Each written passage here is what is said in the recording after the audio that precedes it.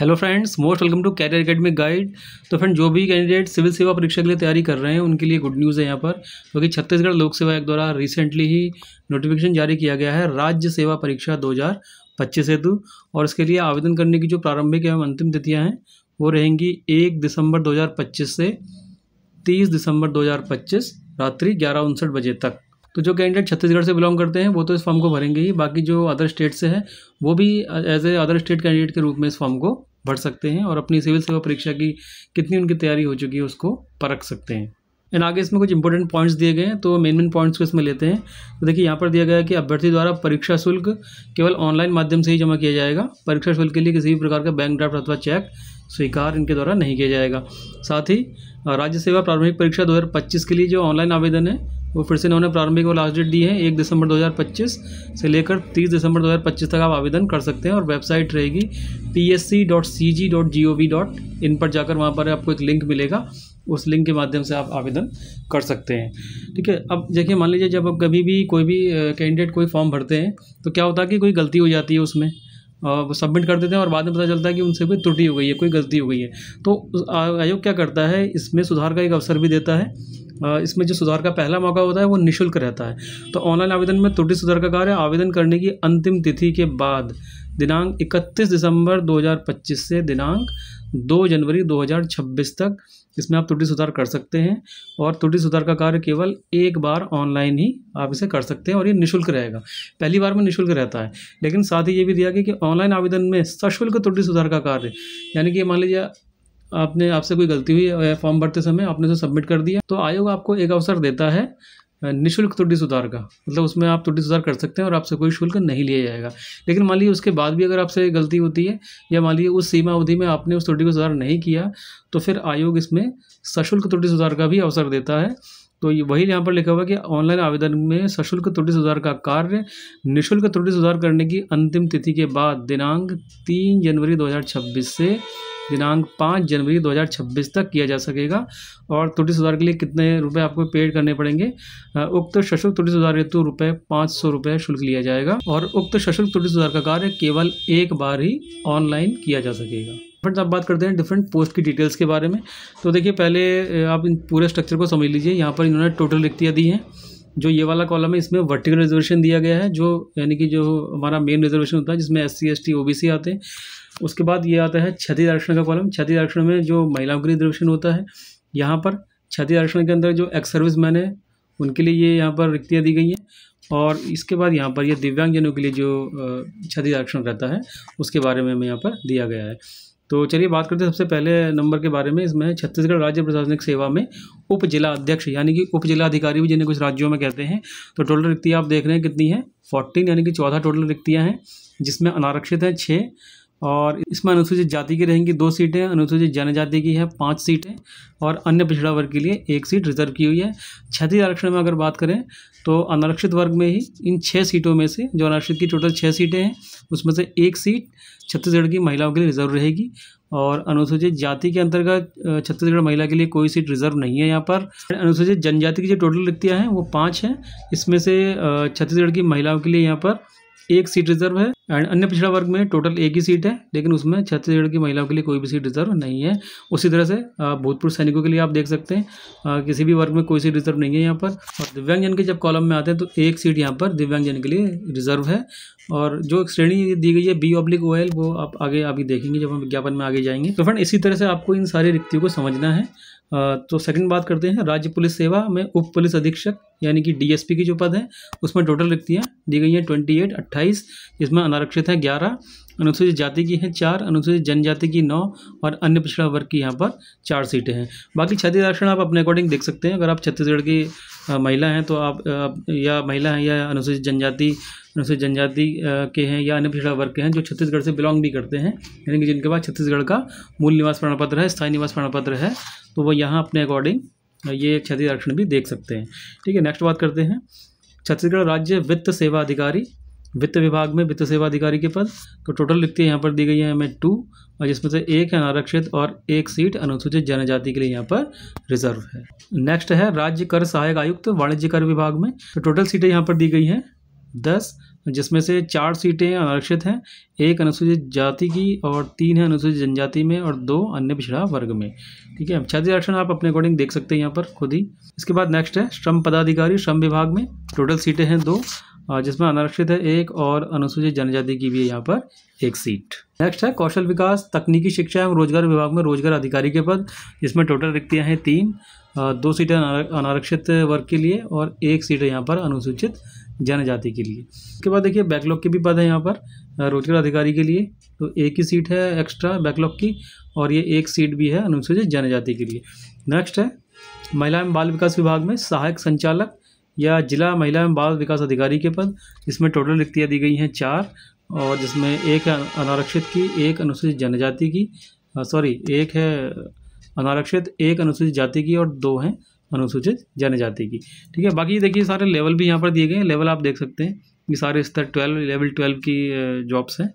ठीक है, नेक्स्ट है देखिए जिला पंजीयक वाणिज्य कर विभाग में, जिसमें टोटल रिक्तियाँ हैं 3, जिसमें 1 सीट अनारक्षित अनुसूचित जाति और अनुसूचित जनजाति के लिए दी गई है।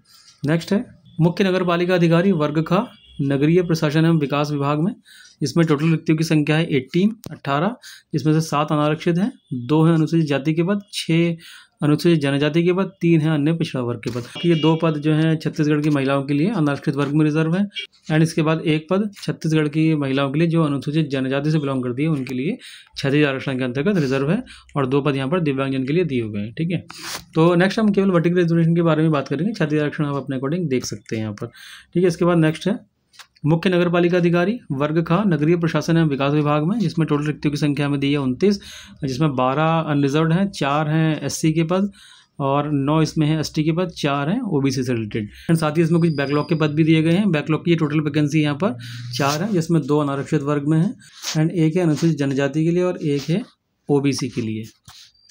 नेक्स्ट है बाल विकास परियोजना अधिकारी महिला एवं बाल विकास विभाग में, जिसमें टोटल रिक्तियों की संख्या है 5, जिसमें 3 है अनारक्षित वर्ग के लिए और 1 है अनुसूचित जनजाति का पद और 1 है अन्य पिछड़ा वर्ग से संबंधित यानी ओबीसी से संबंधित।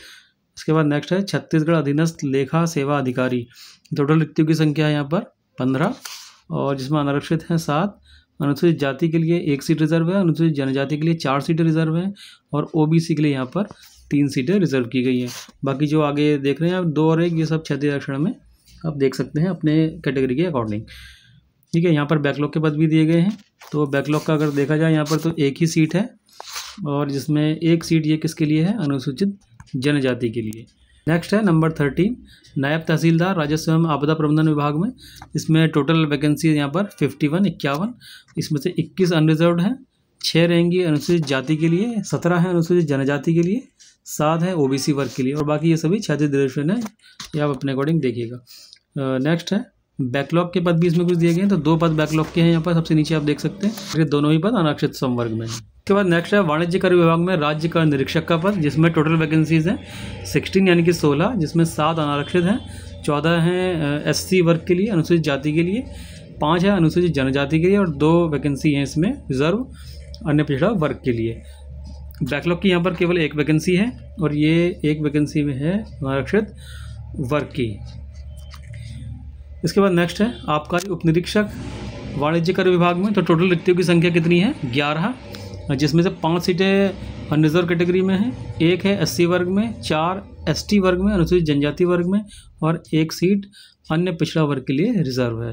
नेक्स्ट है उपपंजीयक वाणिज्य कर विभाग में, जिसमें टोटल रिक्तियों की संख्या है 12, 6 पद जो है अनारक्षित वर्ग में है, 1 है एससी वर्ग में रिजर्व है और 3 एसटी वर्ग में यानी अनुसूचित जनजाति में और 2 ओबीसी वर्ग में यहाँ पर रिजर्व है। इसके बाद नेक्स्ट है जेल विभाग में सहायक जेल अधीक्षक का पद, जिसकी टोटल रिक्तियों की संख्या है 6, जिसमें से 3 पद अनारक्षित वर्ग के लिए हैं, 1 है एससी वर्ग में और 2 सीटें अनुसूचित जनजाति के लिए यहाँ पर रिजर्व है। एंड अगर आप टोटल रिक्तियों की संख्या देखें तो वो यहाँ पर 238, जिसमें से कुल 103 अनरिजर्व कैटेगरी में आएंगी, 27 आएगी एससी वर्ग में, 77 एसटी वर्ग में और 31 पद ओबीसी संवर्ग में रिजर्व रखे गए हैं।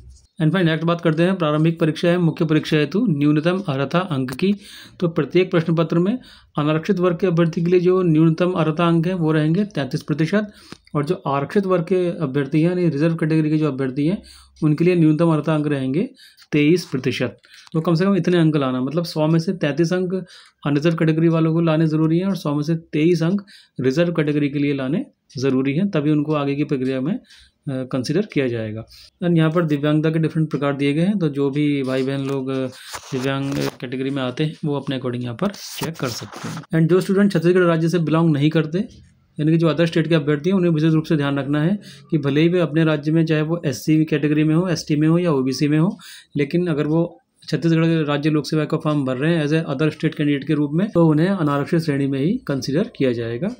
और इसलिए जब उन्हें अपनी श्रेणी जब ऑनलाइन फॉर्म में भरनी होगी तो वहाँ पर अनारक्षित वर्ग का ही उन्हें चयन करना होगा। एंड साथ ही जो छत्तीसगढ़ राज्य के अन्य पिछड़ा वर्ग के अभ्यर्थी हैं उन्हें भी आरक्षण का लाभ तभी मिलेगा अगर वो गैर क्रीमी लेयर होने पर देइए, मतलब क्रीमी लेयर से वो बाहर होने चाहिए, तभी उनको OBC का जो रिजर्वेशन का लाभ है वो मिल पाएगा।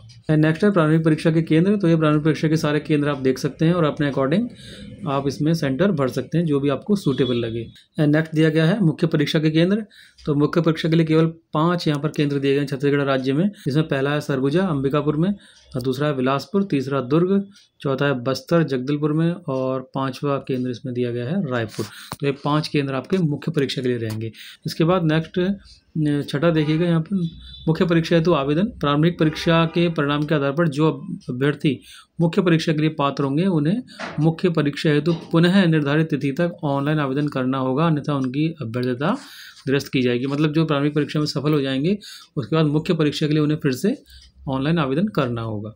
नेक्स्ट है न्यूनतम शैक्षिक अर्हता। तो इन सभी पदों के लिए आपके पास जो न्यूनतम शैक्षिक अर्हता है वो किसी मान्य विश्वविद्यालय से स्नातक की उपाधि आपके पास होनी चाहिए। नेक्स्ट बात करते हैं परिवीक्षा अवधि की। तो जो भी कैंडिडेट्स में फाइनली चयनित किए जाएंगे उन्हें 3 वर्ष के प्रोबेशन पीरियड पर रखा जाएगा, नहीं 3 वर्ष के बाद ही उनको पूरी तरह से परमानेंट विभाग में किया जाएगा।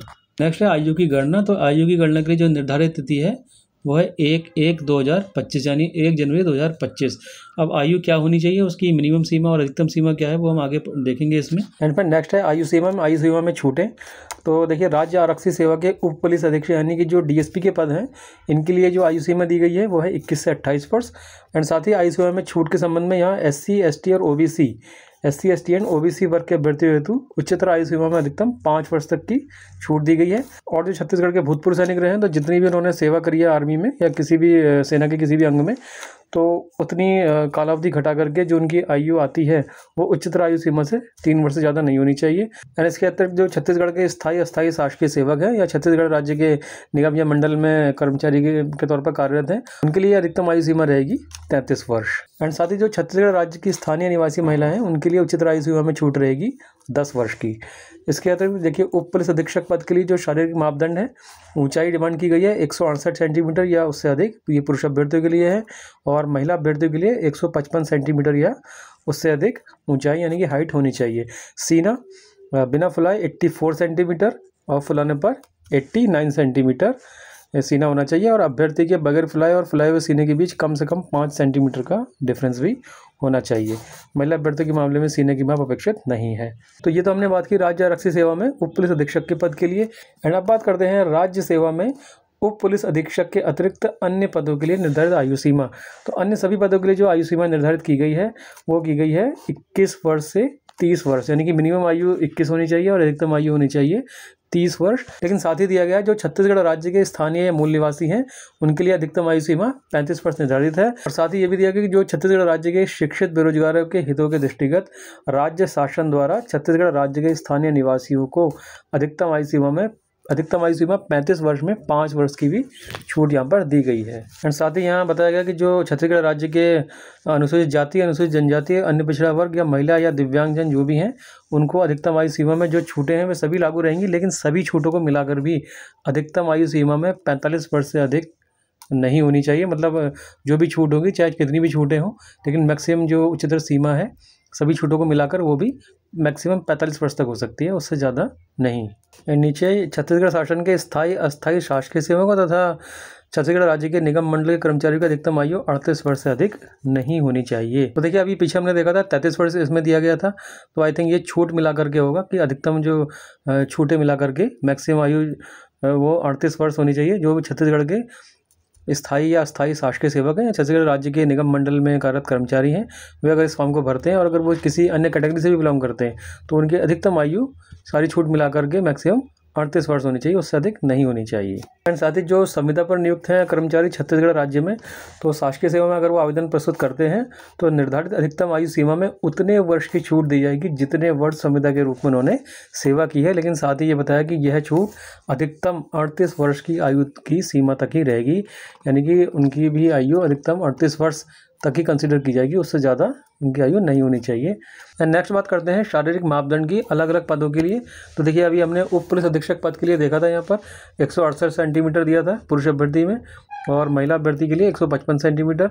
सीना केवल पुरुष हेतु बिना फुलाए 84 और फुलाने पर 89 सेंटीमीटर, 89 सेंटीमीटर, न्यूनतम अंतर 5 सेंटीमीटर रिक्वायर्ड है। नेक्स्ट जिला आबकारी अधिकारी, तो इसके लिए जो ऊंचाई डिमांड की गई है पुरुष अभ्यर्थी हेतु 163 सेंटीमीटर, महिला अभ्यर्थी हेतु 152.4 सेंटीमीटर, और बिना फुलाए सीना होना चाहिए 79 सेंटीमीटर और फुलाने पर 84 सेंटीमीटर।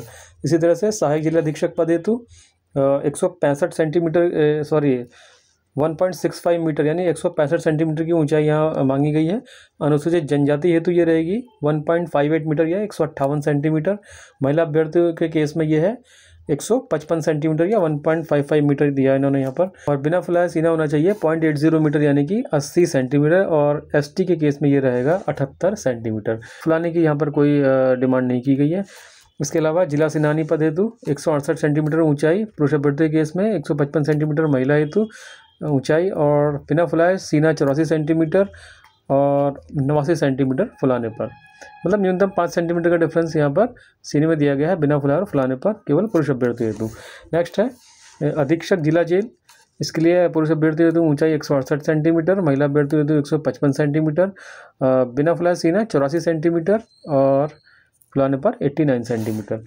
नेक्स्ट आबकारी उपनिरीक्षक, ऊंचाई पुरुष अभ्यर्थी हेतु 165 सेंटीमीटर, महिला अभ्यर्थी हेतु 152.4 सेंटीमीटर, ठीक है, और सीना दिया है 81 सेंटीमीटर और फुलाने पर 86 सेंटीमीटर। एंड नेक्स्ट है एनओसी यानी अनापत्ति प्रमाण पत्र। तो अगर आप छत्तीसगढ़ राज्य के अधीन कार्य करते हैं या भारत सरकार के अधीन है अथवा किसी राष्ट्रीयकृत या अराष्ट्रीयकृत बैंक में है, निजी संस्था या किसी विश्वविद्यालय में कार्य करते हैं, तो आप ऑनलाइन आवेदन करने के बाद तुरंत बाद इसका आपको क्या करना है, नियुक्ति प्राधिकारी या कार्यालय प्रमुख जो भी आपके होंगे उन्हें अनापत्ति प्रमाण पत्र के लिए लिखिएगा और सीधे उनसे डिमांड कीजिएगा कि वो अनापत्ति प्रमाण पत्र सीधे आयोग को भेजें।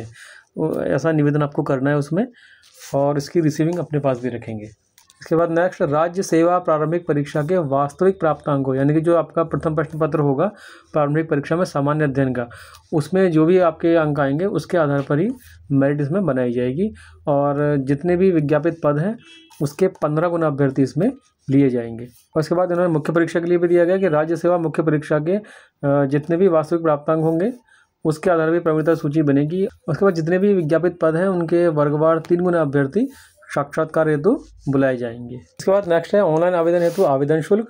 तो आवेदन शुल्क देखिएगा जो छत्तीसगढ़ राज्य के स्थानीय निवासी हैं या वहाँ के एससी हैं, एसटी हैं, ओबीसी हैं, गैर क्रीमी लेयर, ओबीसी के लिए गैर क्रीमी लेयर भी होना जरूरी है, और जो दिव्यांग हैं उनके लिए जो आवेदन शुल्क है वो रहेगा 300 रुपये, और शेष सभी श्रेणी के अभ्यर्थी और साथ ही जो छत्तीसगढ़ से बाहर के हैं जो अदर स्टेट के अभ्यर्थी हैं उनके लिए आवेदन शुल्क रहेगा 400 रुपीज़, 400 रुपये। और इसके बाद नेक्स्ट है परिशिष्ट 1 जिसमें दी गई है परीक्षा योजना। तो इसमें सबसे पहले दिया गया है प्रारंभिक परीक्षा के बारे में। तो प्रारंभिक परीक्षा में आपके 2 अनिवार्य प्रश्न पत्र होंगे, दोनों की अवधि रहेगी 2-2 घंटे की, और दोनों ही प्रश्न पत्रों में जो क्वेश्चन का टाइप है वो रहेगा बहुविकल्पी यानी मल्टीपल चॉइसेस, और प्रत्येक प्रश्न के उत्तर में 4 विकल्प होंगे जिसमें आपको इसमें नेगेटिव मार्किंग भी होगी, ठीक है। तो प्रथम प्रश्न पत्र दिया गया सबसे पहले, इसमें सामान्य अध्ययन का प्रश्न पत्र है। टोटल क्वेश्चन होंगे 100, अधिकतम अंक रहेंगे इसके 200, यानी ये क्वेश्चन आपका 2 अंक का रहेगा, समय अवधि रहेगी 2 घंटे की, एंड प्रत्येक गलत उत्तर के लिए आपके 1/3 अंक इसमें काटे जाएंगे। नेक्स्ट है द्वितीय प्रश्न पत्र योग्यता परीक्षा, जिसमें प्रश्नों की संख्या रहेगी 100, अंक रहेंगे 200, समय अवधि 2 घंटे की, और प्रत्येक गलत उत्तर के लिए इसमें 1/3 अंक की कटौती की जाएगी। न्यूनतम अर्हता अंक एक बार फिर से दिया गया है कि प्रत्येक प्रश्न पत्र में अनारक्षित वर्ग के जो अभ्यर्थी हैं उन्हें न्यूनतम 33% अंक लाना जरूरी है, और जो आरक्षित वर्ग के अभ्यर्थी हैं उन्हें न्यूनतम 23% अंक प्राप्त करना अनिवार्य होगा। इसके बाद जो द्वितीय प्रश्न पत्र है योग्यता परीक्षा का, वो केवल क्वालिफाइंग नेचर का है, यानी उसको केवल क्वालिफाई करना होगा, उसके अंक आपके मेरिट में नहीं जोड़े जाएंगे। इसके बाद नेक्स्ट है मुख्य परीक्षा एवं साक्षात्कार।